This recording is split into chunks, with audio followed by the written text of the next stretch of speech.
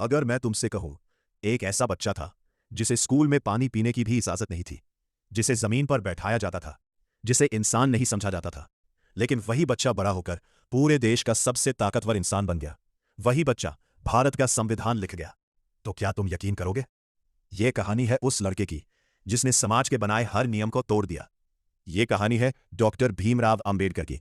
1891, एक छोटा सा गांव जहां पैदा हुआ एक बच्चा, नाम भीमराव। लेकिन यह जन्म खुशियों की शुरुआत नहीं था, बल्कि एक संघर्ष की शुरुआत था, क्योंकि वो एक अछूत परिवार में पैदा हुए थे। स्कूल में उन्हें बाकी बच्चों से अलग बैठाया जाता। कोई उनके पास नहीं आता, कोई उन्हें छूता नहीं, और सबसे दर्दनाक बात, जब उन्हें प्यास लगती तो वे खुद पानी भी नहीं पी सकते थे। उन्हें इंतजार करना पड़ता कि कोई ऊंची जाति का इंसान आए और ऊपर से पानी डाले। सोचो, एक छोटा बच्चा जो सिर्फ पढ़ना चाहता है, लेकिन समाज उसे इंसान तक नहीं मानता। उस दिन भीमराव के अंदर एक आग जल चुकी थी। जहां लोग हार मान लेते हैं, वहीं से भीमराव।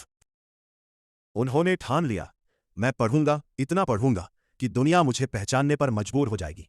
गरीबी थी, भेदभाव था, लेकिन उनके अंदर जुनून था। वो रात रात भर पढ़ते, हर किताब को हथियार बनाते गए।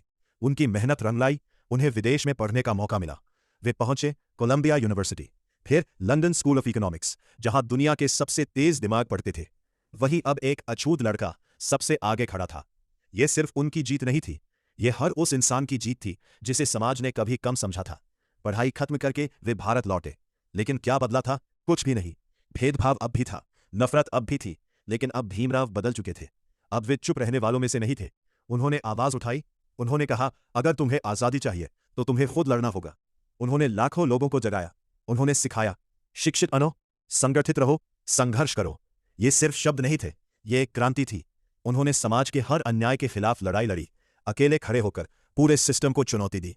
फिर आया 1947, भारत आजाद हुआ। लेकिन असली सवाल था, अब देश कैसे चलेगा? कौन बनाएगा वो नियम जो हर इंसान को बराबरी देगा? और तब इतिहास ने चुना डॉक्टर भीमराव अंबेडकर को।